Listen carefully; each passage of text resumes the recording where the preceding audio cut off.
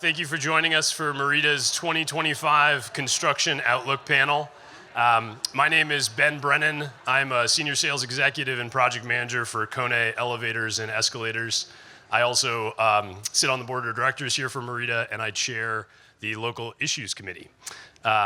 With me today, I have Mason Rowell, vice president of pre-construction for Landry French Construction, Nicole Rogers, Principal and Director of Architecture for SMRT Architects and Engineers, and Tim Schneider, founder and sole proprietor of Sagestone Consulting, a real estate development and commercial construction consulting firm. Our goal today is to offer some insights around opportunities and challenges we see in our industry as we embark further into 2025. With a construction manager, an architect, an owner's rep, and a subcontractor here on stage, our hope is that we can offer a pretty well-rounded perspective. We'll also hear about how our panelists are positioning themselves and their clients for success in this environment. With over 65 years of combined experience on stage, I hope you can gain some real value from today's discussion. We will try to save a few minutes at the end for questions, so please hang on to those for that time.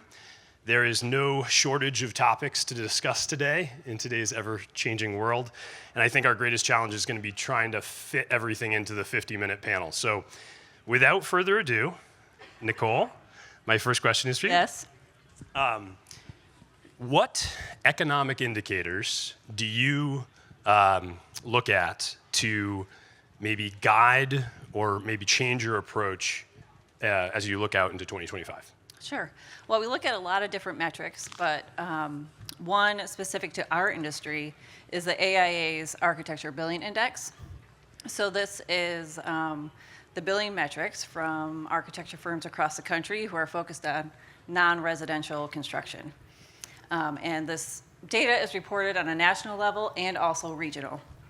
So what 2024 showed, well, the past 17 months, showed a progressive decline in billing. Not huge, not a cliff, but slow contraction month over month. And it's predicted that 2025 will go much the same way. So, what we're doing is planning for maybe this year isn't the year to go for your stretch goal, but, measured, achievable goals. And I think also, with everything, with so much uncertainty right now, remaining nimble and open to whatever may come our way for 2025. Awesome. So Mason, I have a follow-up question for you. If the ABI is where it is today, showing kind of the signs that Nicole is talking about, when does that hit your side of the business, the construction manager, and how might that guide you as well? Well, first and foremost, I wanted to say thanks to you, Ben, Nicole, Tim, for the opportunity to be up here with you. From an ABI perspective, we keep a pulse on that as well as kind of I'll say a macro level metric. Just if the ABI is soft or below 50 for a prolonged period of time, it obviously means there's most likely less opportunity in the market for us as commercial construction managers. And that usually impacts us. I don't know if my mic went out, but should still be up. There we go. Sorry about that. Back, everybody hear me all right? Mm-hmm. And usually that'll start to impact us 6 to 12 months down the road.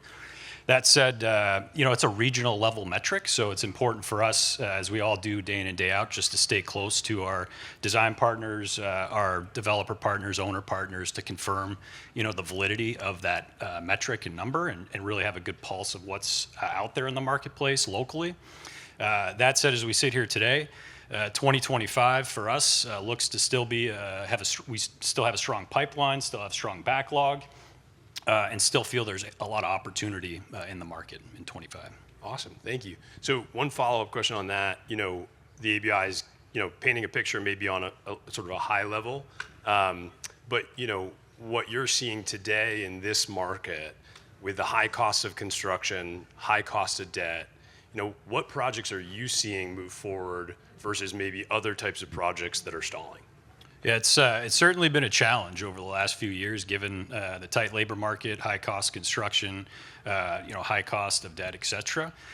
We've been very fortunate to see our institutional projects, so think higher ed, healthcare, life science projects, move forward in a pretty swift trajectory and really unimpeded. And we've seen that in 24 and expect to continue to see that in 25. We've also been very successful in being able to work on federally funded projects. So we have been fortunate to work on ARPA-related projects.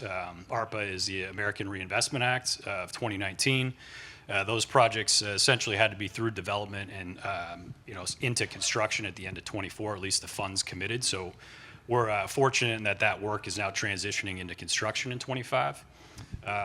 And from the projects that have been a little bit more challenging for us to see go are your more traditionally financed projects.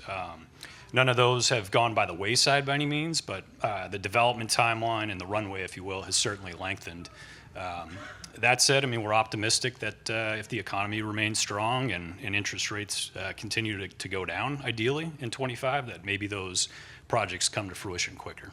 Awesome. So you really you mentioned federally funded projects and specifically ARPA. So Tim, I understand you're doing your first ARPA project right now. Oh, yes. With federally funded projects, there comes certain challenges. How do you, could you identify maybe some of those challenges, and how do you kind of navigate those challenges? Certainly, yeah. I am supporting a client right now, a nonprofit who was successful in obtaining some ARPA funding and HUD funding for their project, which was necessary, offset fundraising needs. But yeah, there are certainly challenges that come with those funding sources, particularly if you're a client or a owner who's not dealt with them before, which in this case was the case. With the HUD funding came a requirement for federal environmental review, which is required on all projects that have federal funding involved, and that was a 6-month process, basically, to work through that review. We didn't have anybody on the team that was expecting that requirement, nor did they know or anybody know exactly what those requirements were. So I think that's actually probably the biggest challenge I've observed working with these funding sources is being able to navigate the documents that are out there and really clearly understand what the requirements are and how to achieve them, and then how to be in compliance, most importantly. There are some good resources out there, obviously, to kind of overcome that challenge. I've found recently that Maine Housing actually publishes some great documents on BABA, for example. BABA is another element that comes with a HUD-funded project, for example. I can just jump in real quick for the audience. So BABA is Build America, Buy America. So you may have heard of Buy America or Buy American requirements with federal funds. BABA is essentially the newest form. So you'll likely see it on more federally funded projects. Right. Yeah, and thankfully, the project I'm working on currently and kind of cutting my teeth on is the funds were obligated prior to August 24th, 2024, where some additional requirements kick in terms of, so our project is just iron and steel needing to be tracked. But as of August 24th, be aware if you've got HUD funding on your project, now comes in construction materials, listed construction materials. What was the other element? Manufactured goods. Manufactured products, exactly. So, some additional requirements going there. Yeah, I think that's, I think a lot of people who have done a project that has some federal funds may be used to the, Davis-Bacon wages or Section 3 requirements, WBE, MBE. BABA adds an additional component, and we probably could have a whole breakfast on BABA. Not that it's that interesting, but it's impactful. Basically what it says is you have to source for either iron and steel construction materials or manufactured goods, you have to source 55% of that domestically. I think the other component is that previously those Buy America, Buy American requirements weren't tied to HUD funding. So it's another impact that you have to be aware of. And luckily, on stage, we have somebody who is currently working on a BABA project.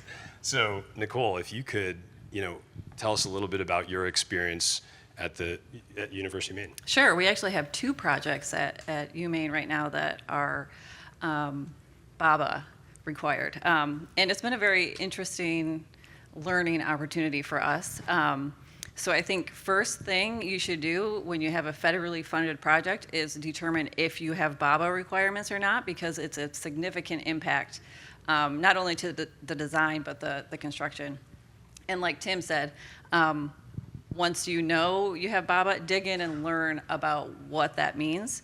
It's just a small, 600-page document. It's super easy to read. So highly recommend that for falling asleep at night. And I think one key takeaway for us is that there is a cost premium associated with BABA because everything is sourced in the U.S. So we've seen around a 6 to 8% cost premium for BABA projects. So plan for that. And also be aware that not every product or equipment is manufactured or available in the U.S. So or can be very expensive if it is. There is a waiver process. So there is the possibility to have products on your project that are not manufactured in the U.S. Have you applied for any waivers? We have a waiver in now. I have not heard the status of that waiver. The feedback we've gotten is that those who are approving waivers, there's very few of them. So the waiver Probably fewer now. Yeah. So the impact to a project schedule, if you're relying on a waiver, can be substantial. So just another kind of component to be aware of. And I kind of alluded to this earlier, but we will probably have at some point an event on BABA. I know that in Augusta, there are a lot of people that are trying to kind of push this idea that maybe we shouldn't have this 6 to 8% premium applied to housing projects when we're already in a housing affordability crisis. So I do know there's a lot of people working on that. Now, whether there's traction there, it remains to be seen.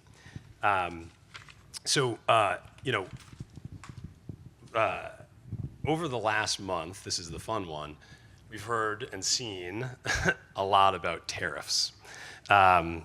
Mason, I'd like to start with you. On the topic of tariffs, how do you, work with your clients and your trade partners to navigate this sort of, I'll say it, volatile time around tariffs? Thanks for throwing that my way. Yeah. Appreciate it. First and foremost, for the projects we have ongoing, I think it's important to live within the realms of kind of fact as we know it today. As we sit here today, tariffs, as we all know, have been announced, with the exception of 10% on China. Nothing has been fully enacted. We certainly expect that to change one way or the other as we get into the month of March and through early April. And if it changes for, I'll say the worst, if you will, and that tariffs are enacted and 25% is put on to Canada and Mexico, and there's reciprocal tariffs in place. For work that we have ongoing, it's important for us to really delve into the details with our trade partners and subcontractors and vendors to understand what exposures and risks may occur, and really have that level of open, honest, and transparent collaboration and communication with those entities, so that we can work with our ownership teams to really strategize and work through the best risk mitigation for the project. So that's our approach on the projects we have ongoing currently. Yeah, as a subcontractor, I think we've found that, like most things, the best approach is just, open, honest communication early and often, right? And I think a lot of people, there's not many people in our industry that like the tariffs, right? And it's not like it's being imposed by an owner or a construction manager or a subcontractor. It's, we all have to work through it, right? So, I can speak to my personal experience. When we bid jobs, we've been trying to, again, try to be open about, hey, So this pricing, as of really the last couple weeks, may include that 10% tariff on China, right? So we try to identify that clearly so the construction manager can plan for it. But we have not included, maybe tariffs on Canada, Mexico, China, reciprocating tariffs. Well, sorry, we have included China, but steel and aluminum, we haven't included those. So again, trying to be open on the bidding process, and then projects we're already under contract with, really just communicating to our clients that, hey, there may be an impact on this project, right? We're going to try to calculate as accurately and expeditiously what the impact is, but until material comes through customs, it's just a projection, and it can change based on the addition or subtraction of new tariffs. So on an owner's rep perspective, I'm curious, what your approach is when it comes to tariffs. Yeah, so right now in the current environment, my recommendations are, depending on the stage of budgeting and design that we're in, there are owner contingencies, owner allowances that are generally carried if your CM or sub-partners are excluding things. It's that risk evaluation, right? You've got to have that conversation, understand what the potential risk is, and then decide as a group or with your owner what to carry for that potential that may or may not exist. So yeah, at this stage, that's kind of where I'm at and what I'm recommending to clients. If I've got generally a 10% owner's contingency at concept, and that gets reduced over time through design development, maybe there's a few additional percentages that get carried longer through that process until there's some clarity around what these tariffs will ultimately be and how they're impacting us. And we were actually talking outside. James Marple had talked about the tariffs going into effect next week, and you were just saying this morning it actually got pushed out, correct? April 2nd is what I'm hearing on, for Canada and Mexico. Got it. Interesting. Very interesting. So Tim, I'll actually go back to you with this next question. During the pandemic, we experienced our fair share of long lead time items. So what items are you still experiencing long lead times on, and how do you plan around that? Yeah, certainly it helps to have a good understanding of what those potential components could be early on in the project. Right now, what I'm seeing out there is primarily electrical gear, large gear, electrical related components, large generators, UPS, transformers. I have a list of like top 12 things here, but I wrote down the lead times for the top 3. Generators tops out the list at between 60 and 110 weeks on a project. Transformers, 50 to 52 weeks in some cases. So those are things that it's funny, COVID, I think, taught me a bunch of lessons, and I'm sure if you were paying attention, you guys learned as well how to navigate, during that time period. It was many unknowns. All of a sudden, hey, I can't get this stone because there's a Connex box shortage globally. There are very odd things driving. The Suez Canal is now blocked by Ever Given or whatever it was, which further delayed components. So, a lot of us learned to kind of plan ahead and look at those things. And thankfully, a lot of those material impacts have kind of settled out. But I think it's kind of neat, actually, that something like COVID or something like tariffs really can drive innovation and people to think about things differently. And maybe through that process, we find more efficient ways to build buildings together. Yeah. I always say the silver lining of the pandemic was teaching people that a 1-hour meeting in Springfield, Massachusetts can be a 30-minute Zoom call. So change a little bit of perspective there. Right. On the topic of electrical, we've seen that elevators, for example, we rely on obviously power to install, and I would say at least in I cover northern New England, 90% of the projects that we're installing elevators in rely on a temp generator during the project. So it's ensuring that temp generator is your 3-phase, matches the permanent power characteristics, so 208 or 480 volt. And then it's basically waiting for that switchgear that comes in, and then you get CMP there, and then it's like sprint to the finish line for substantial completion. There's one anecdote I'd offer too is there's a project in Vermont that was a 72-week lead time on switchgear, and the owner financed the switchgear themselves outside of the project just to be able to get that lead time going before they closed on their financing for the rest of the project. So definitely forcing people to be creative and definitely some lessons learned. Nicole, I'm curious, on the design standpoint, obviously you're hearing this from the owners, reps, and the construction managers on those long lead time items.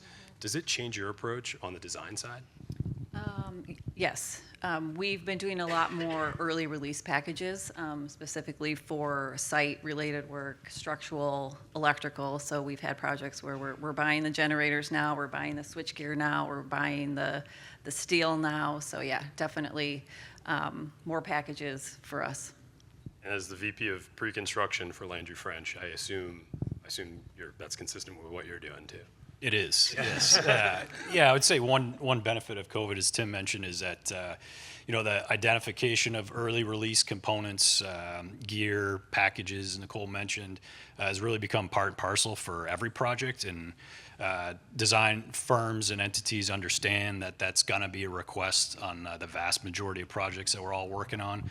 And even more so, and more importantly, owners are anticipating and understand why.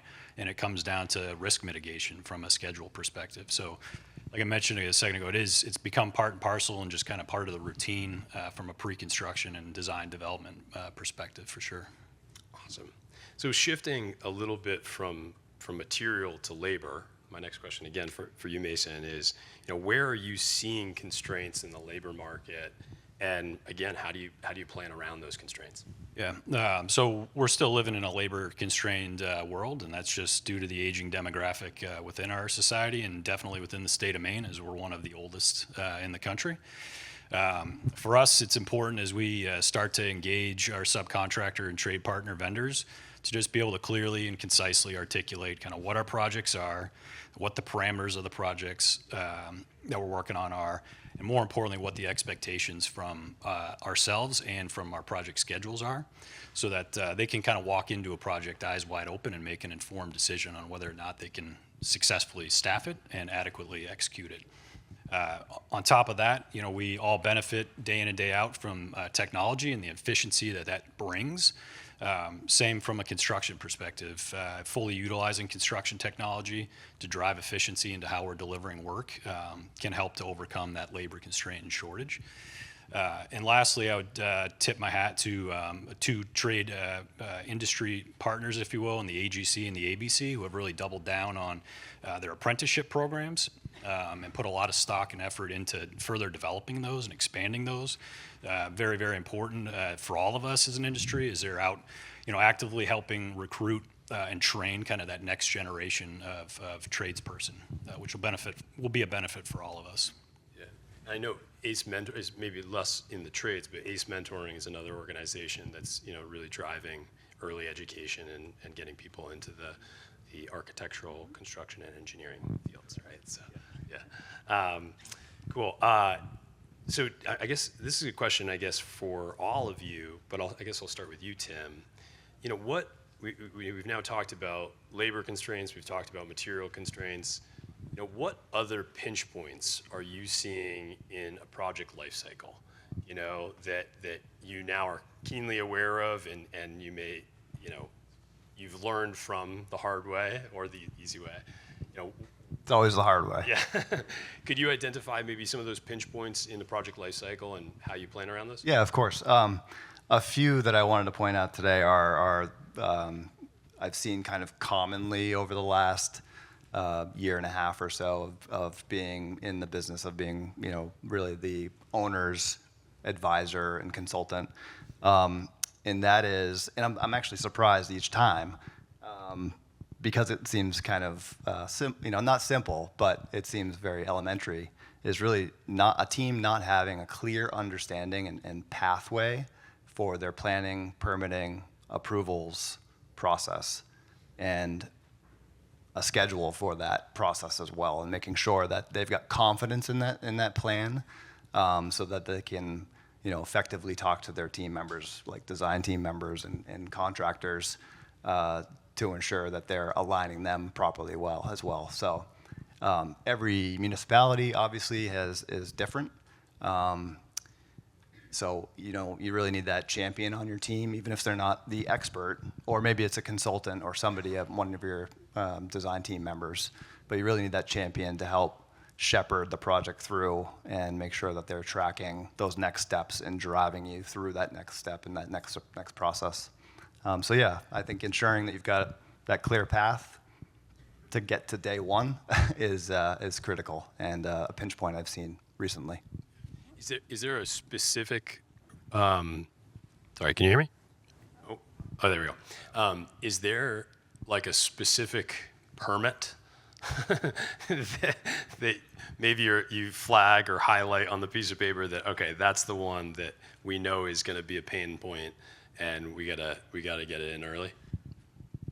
There's a specific city that is problematic, but maybe not I know Nicole's had some experience with the DEP permitting process that Yes. Could you speak has to that? been long. Yeah. Well, it's funny. I was just talking to Owens McCullough earlier today from Sebago Technics, and we typically plan 6 months for DEP review, but he said he's telling his clients now to plan a year. So I think that's something that a lot of our clients don't anticipate being a part of this process, to have to wait a year for a permit. And some municipalities won't look at your project until you have your DEP permit and your state fire marshal permit in hand. So that extends the process even further. So something to look out for. Yeah, and Mason, in one of our sort of preparatory sessions, you were saying, a few members of your team, in conjunction with the AGC, have actually been working on that DEP, I'll call it an issue, of long permitting lead times. Could you maybe speak a little bit to those efforts? Yeah, sure. So again, with the AGCs, you mentioned, Ben, a couple of our team members with others from the industry have really been trying to push forward with the DEP, who's been receptive to have conversations and articulate kind of what their constraints are in their process. And the permitting process and approval process, I would say, is alarming to the year that it might take to get a DEP permit. The stat I heard most recently is there's 1,200 active plus minus DEP permits in, with only the staffing to review 600 of them at any given time. Part of that is being able to really recruit and retain folks at the state agency, just due to cost of living and their ability from a salary and compensation perspective, which is limited by the legislature. So if there's opportunity for folks that have some selfish reason to get DEP permitting quicker, getting after your legislator to really pitch them at, hey, we need to more adequately compensate project managers and DEP staff, may help that department recruit. But it's certainly a bottleneck and a constraint for all the projects that we're working on currently, and one that you can't get ahead of quick enough in order to get your project going and into the ground. Yeah, we heard from Elizabeth Frazier earlier today about how it seems like there's actually a lot of focus on that DEP permit process, and so hopefully we can see some real sort of gains made or reduction in that lead time. I know I can speak for, also we heard from Elizabeth about the elevator inspectors, right? That has been in the past a pain point, trying to get an inspection that is, predictable, right? Because in the state of Maine, you have to essentially have your building's basically got to be done to call in the inspection.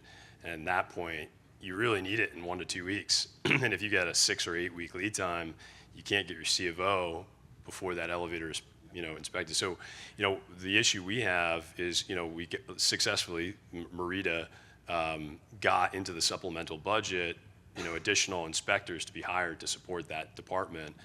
But then they're competing against the private market that, pays a lot more than what the state does. So one of the things they did is they actually increased the salaries of everyone in that department to make it, it's a bit of a drop in the bucket, but make it a little bit more competitive. So they haven't yet hired those inspectors, but we're hopeful, and there's a lot of attention on that department. So hopefully we'll start to see some better turnaround times. Would Nicole or Mason, would you add any other pinch points or pain points in a project life cycle that, you might be able to offer? No? No. Okay. All right. And the other one I had briefly was that I've seen a few times recently is the CMP process, and making sure that that teams understand what that is. So I in the past year I actually had the time and opportunity, and somebody at CMP was kind enough to answer my questions because I asked them, hey, what happens next? What happens next? And wrote down, created this 18 component checklist of their internal processes and requirements to get them from one step to the next and one action to the next. And that's something that you've got to plan for. And I think if people asked those questions or knew what that process was, because they don't share it with you up front, right? There are certainly great people at CMP that if you ask, they'll help you through that process. But that's another pinch point that I've seen kind of hold folks up and require big temporary generators be installed so they can get their elevators tested and not tested, but balanced, whatever. Yeah. We're talking outside. Last year I remember there's a number of projects that we're looking to, go for C of O right around the turn of the year, going from 23 to 24, and they were just waiting on CMP to come turn on the power, essentially.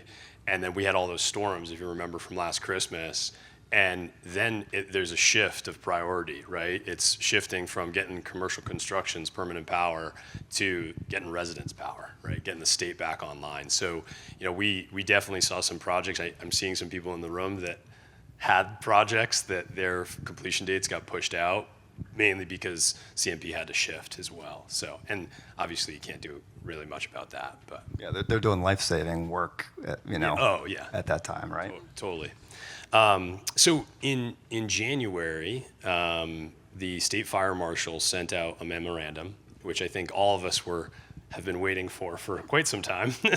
That's basically stating that Maine municipalities must enforce the new 2021 I codes by April 7th.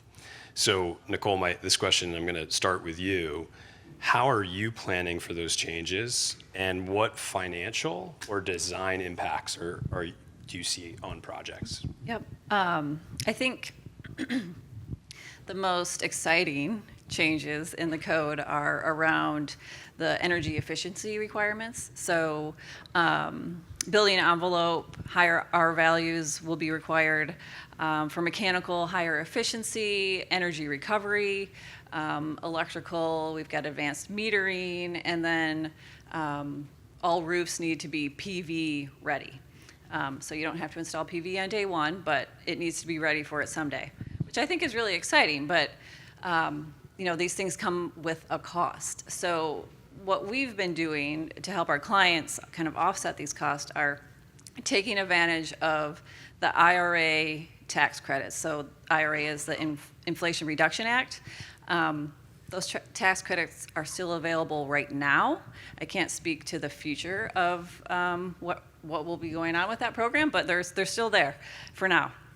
So using these tax credits, up to 30% of your system value. So for instance, let's say you install geothermal, you can offset up to 30% of the cost of the geothermal system, the well drilling, and even the design costs. So it can be a significant savings, which can make installing a system like geothermal maybe even cost competitive with some of your more traditional systems. So it's a great way to have our clients get access to these systems, meet their sustainability goals, do it at a fairly decent price, and also, maintain and reduce their overall operational carbon in the long run.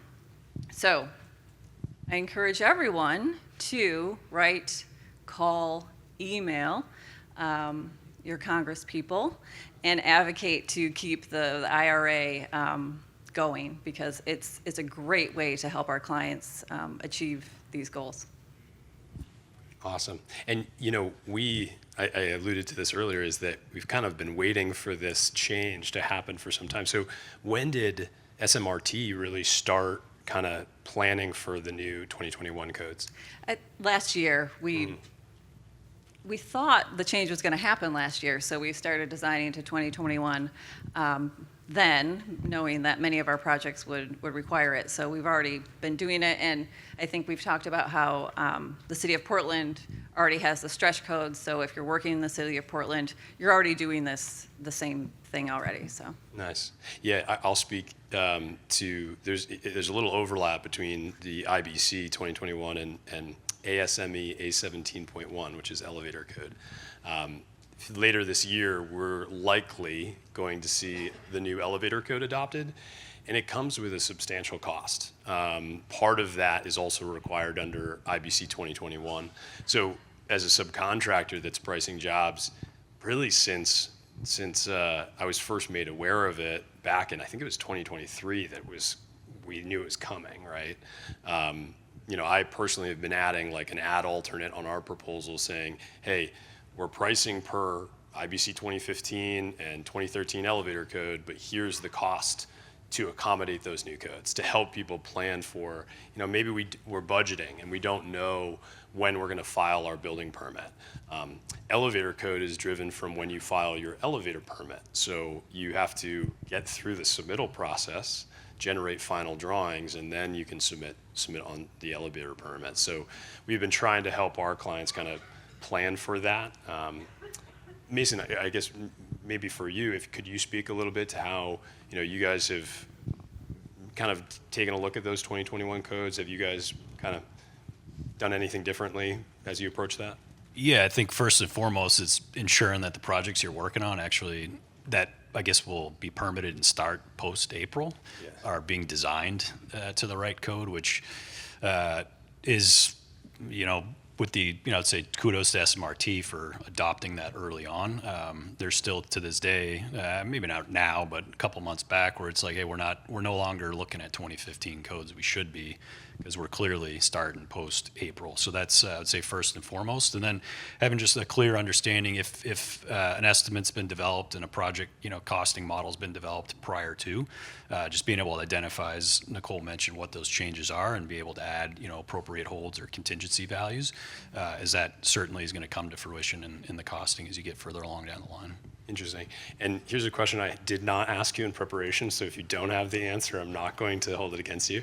Do you know roughly, like, going from like the 2015 I-code to 2021, ballpark percentage as far as like the increasing cost? Would you even be able to venture a guess? And again, I wouldn't. Won't hold it against you if you don't know. No. But it's definitely an increase in cost. Can we Sure. definitively say Yeah. that? Yeah. Okay. I mean, solar ready, for example, I would imagine structurally, Structural, right? yep. That could be a big change on a large structure.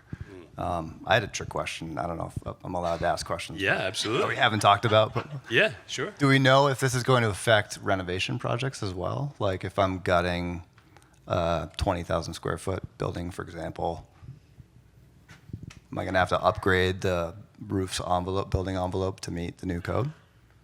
I think it depends on the percentage that you're disturbing. I don't know. We'll get clarity and follow up. As Shannon said, Not a code let's expert. Sorry. As Shannon said, let's keep the conversations going so we can take this off the stage as well with maybe somebody in the audience who may know. All right, so we're getting close to we are at the time where we can maybe ask the audience if there's maybe a few questions. So there's some mics, as you can see in the aisles here. Please speak into the mic so we can catch it on the recording and everyone in the audience can hear you. And we just kindly ask that you refrain from long comments, maybe just some short, direct questions for the panel.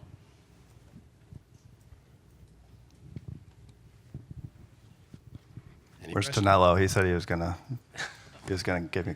Paul. If I were to sign a contract tomorrow, what would you, if I was thinking, let me phrase that differently. A project that was going to start, say, 1.5 to 2 years, let's call it 1.5 years because of the design that needs to be completed.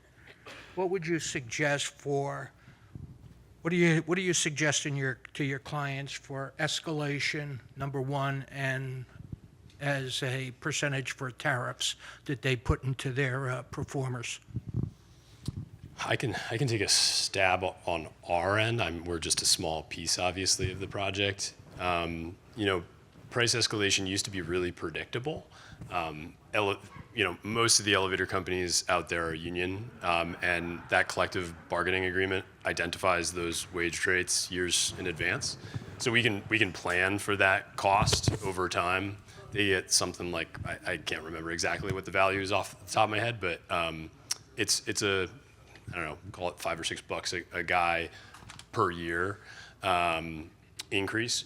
On a material escalation standpoint, we used to be able to say, yeah, 3 to 5% year over year, roughly speaking. But then we experienced 2021 to 2022, where we saw 3 to 7% material escalation monthly compounding. I think luckily that's behind us.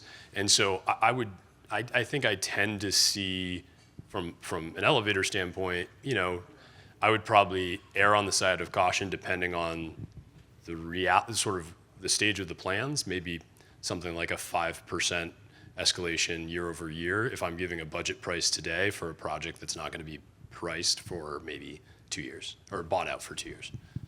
That's my perspective on elevators. Maybe you guys could talk to full project. Yeah, that aligns with what I've seen most recently in industry insight predictions for 2025 is 4.5% to 5% on materials throughout the year. So on a 2-year project, take that into account. On the tariff piece, I think your guess is as good as anybody's for percentages, but I think you could take a look at the percentage of materials you think are coming from Canada or Mexico, for example, or China, and potentially use the percentages that have been identified as it's a 10% tariff to China, for example, and create an allowance or contingency to cover that tariff. But again, that's a risk assessment that you need to evaluate with your team to figure out if it's real or not. I would also add that my 5% does not include tariffs. I would say that for my perspective, we can now cost in the 10% on China because we've had some time to digest it and identify that material that comes from China. For Canada, Mexico, foreign steel, aluminum, reciprocal tariffs, I think that we are still figuring that out. I think that if I give you a budget price today, I would say that if those go into place, let's do another round of budgeting. After those go into place, maybe a few weeks, so that we can wrap our heads around it. But. Yeah, and I would add to that, Paul, as a cost estimates developed, to really, with the team, dive down into the details on first and foremost the labor material split. So we're only obviously talking about materials, and then start to identify what materials may be impacted by the tariff, so that you can essentially parcel out what's at risk within that direct cost number, and we can have open, candid conversations about, okay, from that, what contingency factor on that lesser value do we want to carry? It isn't, in my mind, yes, you can then spread that over the whole direct cost if you want to carry it as a certain percentage, but it's certainly going to be a lesser value from the entire project cost. So just having that, again, open, transparent kind of review and detailed kind of de-scope of the number, I think will help inform that conversation. Thank you for the question. Anyone else have any questions? Yep. Hi. My question is in regards to the contingency and budgeting and that you guys are doing on your construction projects. I work for Camden National Bank, and we're looking at usually a 10% contingency, but obviously hearing everything you're saying today, I see that increasing. What are you guys considering when you're looking at your budget?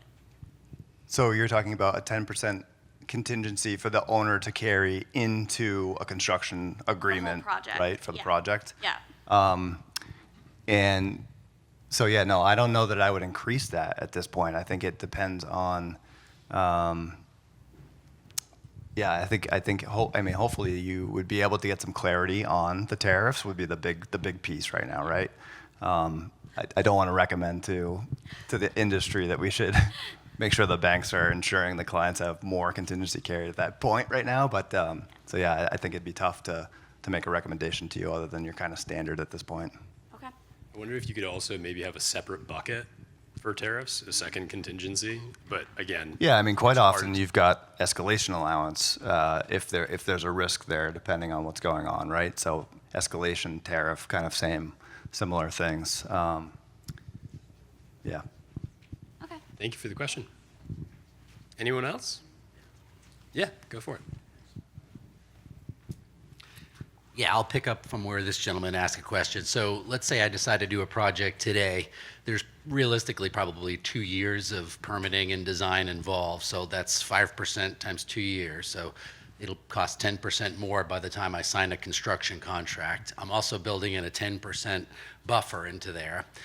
Is there any, that's tragic to the profit and loss statement that I'm trying to put together. Are there any green shoots of hope in terms of, is your industry cyclical in any way where costs could potentially come down from time to time for construction, or is there really no such thing as down?